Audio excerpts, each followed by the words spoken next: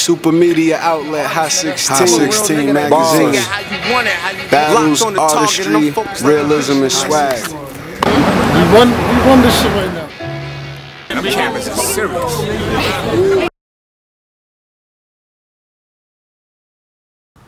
And I've dedicated my life to social justice. I'm an advocate for social change, and that's primarily where my life is at now. I'm a spoken word poet, and I also use spoken word poetry as a platform to promote social, political, and cultural consciousness.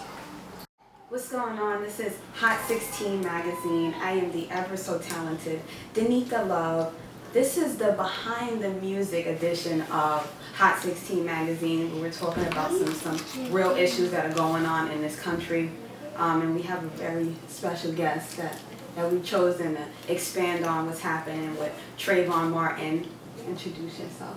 Yes, my name is Professor Nkosi. You know, I'm delighted to just have the opportunity to speak on an issue with such magnitude, an issue that seems to be gaining a lot of momentum, you know, internationally. So I'm delighted to be here with Hot16 Magazine.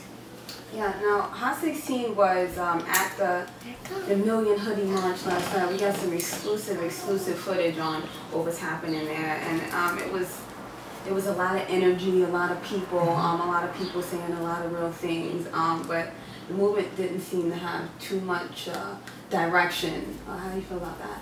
Hot16 Magazine. Alright, how you doing? Okay, what's going on, Joe? Nothing, man. We're marching with fucking Trayvon Martin. The kid got killed for no fucking reason by police. That's standard procedure, though. It's unfortunate. Okay. John, where are we heading to? I have no fucking idea. Who's leading the march? Nobody. What kind of movement is this without a leader, John? The best kind. Well, I think most movements, most social movements that are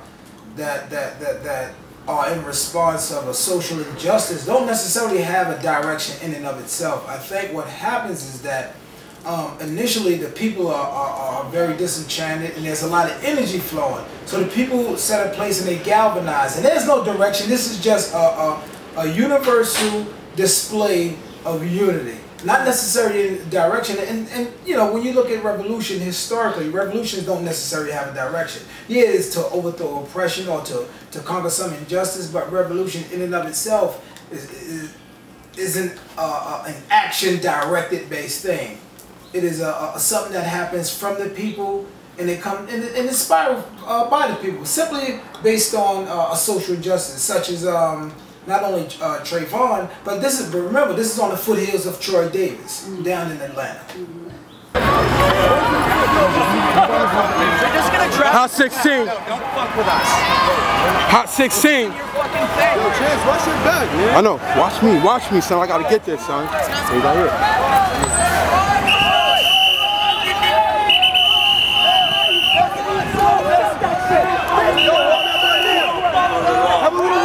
Have a little rally right here. You feel me? Come here, yo. Hey, come here. Hey, come here. We gonna follow the law. They're trying to stop us. Box us in. Hot16 Magazine. We're gonna follow the law.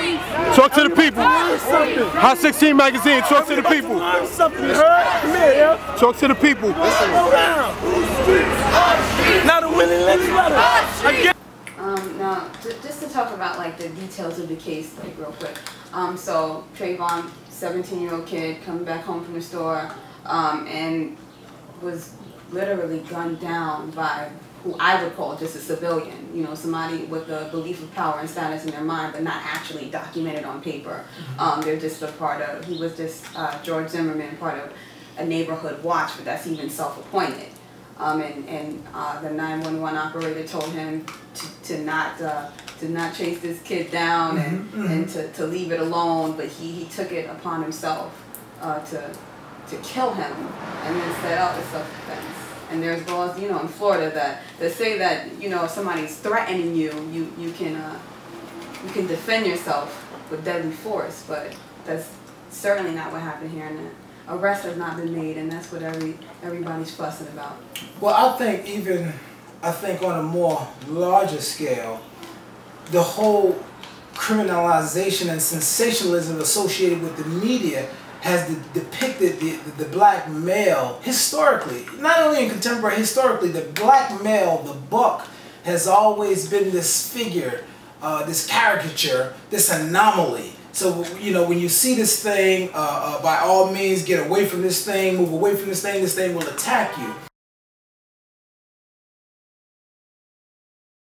So in Zimmerman's mind, as in the mind of a lot of Caucasian people and, you know, other peoples of color, young black males are primary targets of fodder for the prison-industrial complex. That's number one. But on a more macro level, there's this prototype now for the young black male: the hoodie, the saggy jeans, the Timberlands. And to a lot of people who don't necessarily understand our culture, they see this as a villain.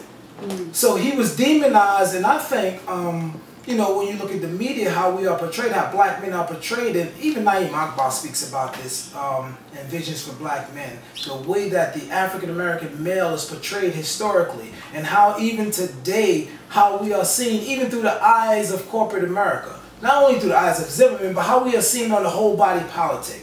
The black male, the unintelligent, unethical, the untrained one. And so all these things playing in the mind of Zimmerman, he didn't see a 17-year-old boy. All he saw was a black, the N-word. Right. But how do you feel about the lack of justice on the part of... Well, as I think we articulated off camera that this is on the foothills of Troy Davis.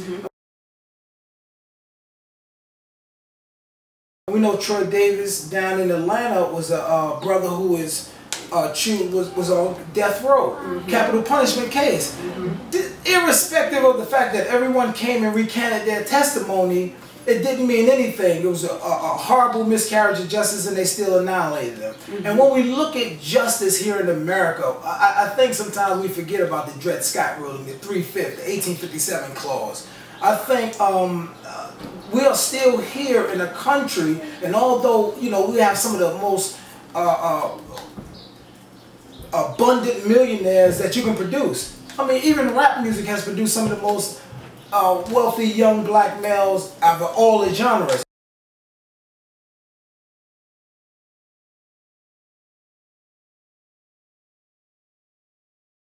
However, still historically, when we're talking about justice, whether we're talking about Troy Davis or we're talking about Trayvon, there is no justice. And in fact, someone asked me, well, what would happen if Troy would have been Caucasian, and if he would have been Caucasian, and he would have shot, roles would have been reversed. What would have happened then? Well, we wouldn't have even known, because if it was a Caucasian young man walking down the block with a hood on, he would never been stopped. So this is a total miscarriage of justice. And I think we're still in a place where the Caucasians the black men have no laws that the white man is bound to respect. I think we're still back in 1857. In Florida, now lately, Florida has been in some of the most controversial cases that we've seen probably over the last year. Like, they found no justice for Kaylee Anthony, you know, the 2-year-old, and then the mother who shot her 2 teenagers for being mouthy. It seems like Florida is like a little bit out of control right now. Well, you know, it's ironic that this incident happens in Florida, in a place where capital punishment is really at an all-time high. Also, Florida appears to be a very, at least some segments of Florida appear to be very conservative in their politics and their thinking and the way that they interact with people. And I've been to Florida, I've been to several places in Florida. I was elated to see that the parents of Trayvon found their way from Florida to New York City to rally and to embrace some of the support that was distributed by people in New York City. And there was a clear indication that Troy's unfortunate death has now gained international crowd. And so maybe this international crowd will begin to put pressure on the judicial system down in Florida. And this is what we're hoping for anyway. Some type of justice, some type of legitimate justice before the things get ugly. I mean, now the guy in charge down in Florida, I don't know if he's top cop or executive or detective or mayor, but he's like temporarily resigned because of because of everything that's going on down there. I mean, do you think that it's just like some sort of publicity stunt or? No, I think it's the social pressure. I think the social pressure has come down so much in Florida. And what happens with this social pressure is that it makes not only the police department, but the entire judicial system take a look at itself. And now the cancerous sore is now being exploded, and everyone is beginning to look at the cancerous substance that existed in Florida. So I think some of these ailments have always existed in Florida. I think it has always been there, even before some of the miscarriages of justice. But I think now in particular, the pressure that is landing in on Florida is causing even the politicians to begin to backpedal or move towards some type of degree of social justice. You don't rap? No, I don't rap, unfortunately. But Hot 16 would like to hear a poem or any words of wisdom, any jewels you could drop, anything. Oh, what's up? Yeah. Well, I think I have a poem that is certainly fitting. It's a poem that I wrote for Sean Bell and actually performed for his family. And I just think it's very fitting at this time. So this piece is entitled "Kill Them Before They Grow."